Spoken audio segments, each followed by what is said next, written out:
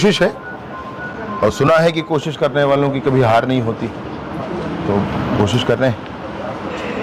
तो यदि सुझाव आते हैं, सुझाव भी आने शुरू हो जाएंगे, तो उसे किस तरीके से उसमें काम होगा? क्या उसके लिए कुछ पैनल तैयार किया गया है?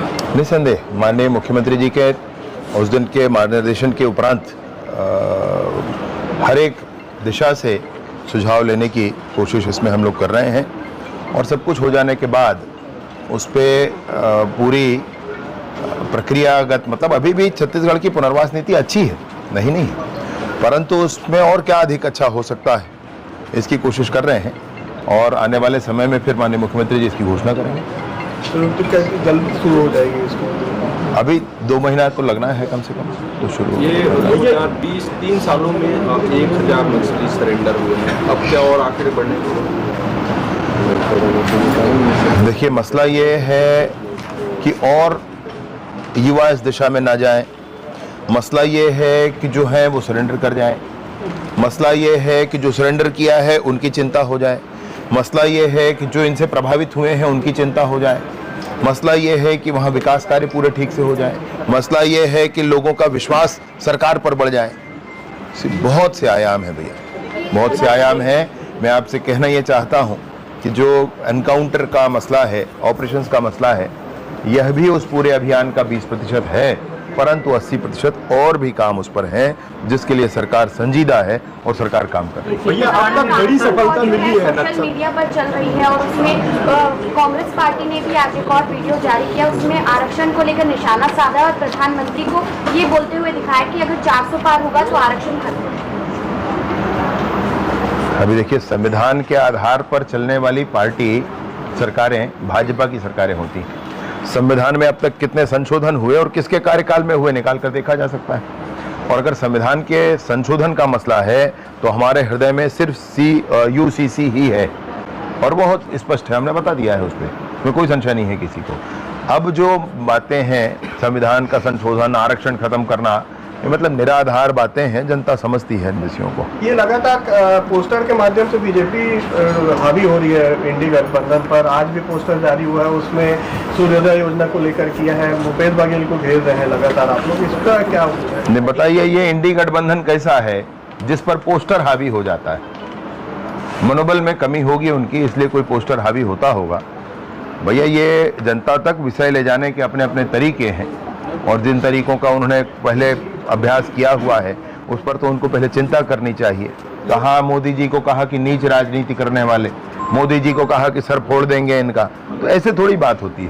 भाजपा ने जितने अधिक पोस्टर जारी किए हैं, प्रत्याशियों के पोस्टर हुए, संगठन के विपक्ष, पूरे विपक्ष पर हो रहे हैं, तो मुख्य तौर पर फोकस लेकिन पूर्व मुख्यमंत्री भूपेश बघेल के पोस्टर पर हो रहा है, क्योंकि अधिक उन्हीं की तस्वीरें नजर आ रही हैं। अधिक उनकी गड़बड़ियां हैं ना, तो अधिक गड़बड़ियां हैं तो अधिक तस्वीरें हैं। निर्वाचन आयोग ने भारतीय जनता पार्टी और कांग्रेस दोनों को नोटिस दिया है। धर्म की राजनीति का विषय आपको लेकर है और कांग्रेस को लेकर है कि संविधान बदलने की बात करें, कैसे देखते हैं? क्या वाकई धर्म की राजनीति हो रही है? कोई मुझे एक बार बता दे कि कैसे हो रही है, एक बार समझा दे कि कैसे हो रही है। भगवान राम का मंदिर देश में बना है, न बोला जाए उसको? कोई प्रदेश अगर धर्म के आधार पर आरक्षण देता है, न बोला जाए उसको? ऐसे कैसे संभव होगा भैया? सर, ये कांग्रेस के स्टूडेंट फंसे हुए हैं, गुहार लगा रहे हैं छत्तीसगढ़ वापसी के लिए। सीएम साहब ने भी फोन में बात की है, क्या कुछ पहल की जाए? आपने भी बात। सर, मध्य प्रदेश सरकार ने हेल्पलाइन नंबर भी जारी किया है, तो क्या छत्तीसगढ़ सरकार भी इस तरह का कोई हेल्पलाइन नंबर स्पेसिफिकली नहीं दिया, परंतु छत्तीसगढ़, रायपुर के रहने वाले, अंबिकापुर के रहने वाले, हमारे कवर्धा के रहने वाले, ऐसे सारे छात्रों से मेरी व्यक्तिगत बात हुई है।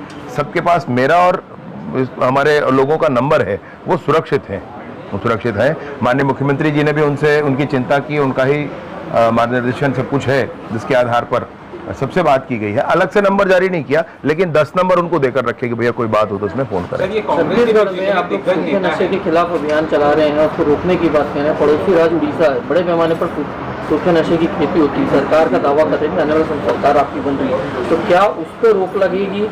क्योंकि ये जड़ हमारा छत्तीसगढ़ है, ट्रांसपोर्ट का। भाजपा की सरकार वहाँ बंद तो जाए भैया, आप तो कह रहे बन रही है। हाँ, बंद तो जाए।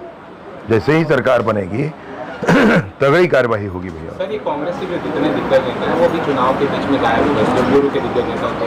अब एक प्लान भी जो है तैयार हो रहा है लोकसभा के बाद कांग्रेस को रिबिल्ड करने के लिए, कैसे देखना? भाजपा की सरकार वहाँ बंद तो जाए भैया, जैसे ही सरकार बनेगी तगड़ी कार्रवाई होगी भैया। सर, ये कांग्रेस के जो जितने दिग्गज नेता हैं वो भी चुनाव के बीच में गायब हो गए, लोकसभा के बाद कांग्रेस को रिबिल्ड करने के लिए, कैसे देखना? उनकी संगठनात्मक प्रक्रियाएं हैं, उस पर अपने को बोलना ये नहीं है। मसला ये है कि अब जनता समझती है।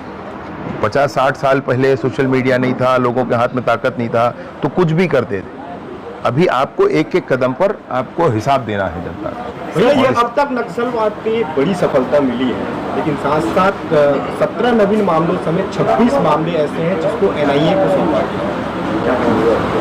एनआईए को तो बहुत से मामले हम लोगों ने छत्तीसगढ़ में यहाँ से सौंपे हैं, और एनआईए एक राष्ट्रीय एजेंसी जो इन विषयों पर काम करती है, तो और आवश्यकता होगी तो और दिए जाएंगे, और मेहनत से काम किया जाएगा, परंतु लक्ष्य बांधकर कोशिश की जाएगी कि आने वाले 2-3 सालों में, 3 सालों में कम से कम इस विषय से बस्तर को, छत्तीसगढ़ को निजात मिले, इस विषय से मुक्ति मिले छत्तीसगढ़ को।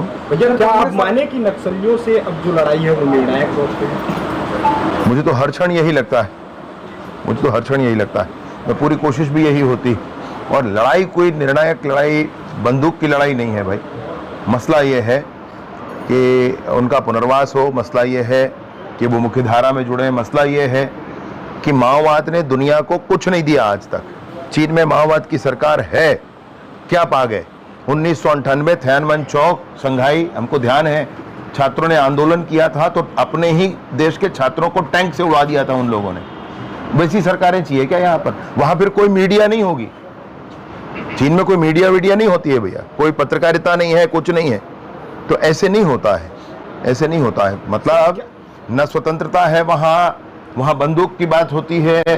ऐसी सरकार किसको चाहिए भाई? क्यों यहाँ भारत के लोकतंत्र में ऐसा करना चाहते हैं? कुछ ही लोग चाहते हैं, बाकी सब मजबूरी पे हैं। बहुत अच्छी स्पष्ट जानकारी है उसकी, और इसलिए पूरी उम्मीद है सब कुछ ठीक हो जाएगा। ये जो लगातार एक्सीडेंट हो रहे हैं, जो मालवाहक गाड़ियां उसमें सवारी भर के जा रही है, आपके इलाके में 2 बड़ी घटनाएं हो गई, उसको रोकने के लिए कोई सख्त कदम उठता नहीं दिख रहा है। आप निर्देश दे रहे हैं तो उसका सही तरीके से पालन नहीं, पालन का नहीं है मसला। देखिए क्या होता है, गाँव में गाड़ियाँ उपलब्ध हैं, इन गाड़ियों में लोग अपनी सुविधा, अपने किफ़ायत के कारण उसका उपयोग भी आपसी बातचीत करके कर ले रहे हैं। और आप इतनी सख्ती करोगे तो फिर लोगों पर बहुत सख्ती हो जाएगी, ये भी मामला है। इसलिए ये जन जागरण का पहला विषय है, और फिटनेस, गाड़ियों के फिटनेस के लिए बात है, तो उस पर जरूर विभाग काम कर रहा है। सर, सरकार का नक्सल मोर्चे पे जो रणनीति है सरकार की, उसका आप बस्तर में किस तरह प्रभाव देखते हैं? सिलगेर बदल गया है। अभी एक समाचार वहाँ से एक पत्रकार साथी गए थे, मैं कल अचानक उनका न्यूज़ देखा, मुझे बड़ी प्रसन्नता हुई। मैं वो न्यूज़ कोशिश करता हूँ कि सबको एक बार फॉरवर्ड हो जाए। सिलगेर बदल गया है, पूरा बस्तर बदल रहा है। सर, ये जो नक्सली मुख्य धारा में वापस आए हैं, आपने उनसे वीडियो कॉन्फ्रेंस से बात की है, वीडियो कॉल में, और उनके यहाँ लाल भाजी खाने की भी बात की, तो इसे कांग्रेस कह रही है कि ये शहीद जवानों का अपमान है। कैसे मतलब? कि ये कैसे नक्सलियों से बात कर रहे हैं और उनके घर जाने की बात कर रहे हैं? घर में वो सरेंडर किए हैं भाई, वो मुख्यधारा में वापस आए हैं, कैसी बात कर रहे हैं? माने देखिए, फिर ये राजनीति गलत है ना, फिर ये राजनीति गलत। आप जिस नक्सली जिसने सरेंडर किया है, जो पुनर्वास के बाद आ चुके हैं, जो आपके साथ खड़े हैं, आप उनको कहेंगे तुम दूर हो जाओ, फिर से उनको उसी रास्ते पर भेजेंगे? ऐसे नहीं होता है भैया। ये प्रदेश मतलब मुझे ना समझाना पड़े, निवेदन आपसे है इस विषय पर, तो आप ही उनको समझा दें।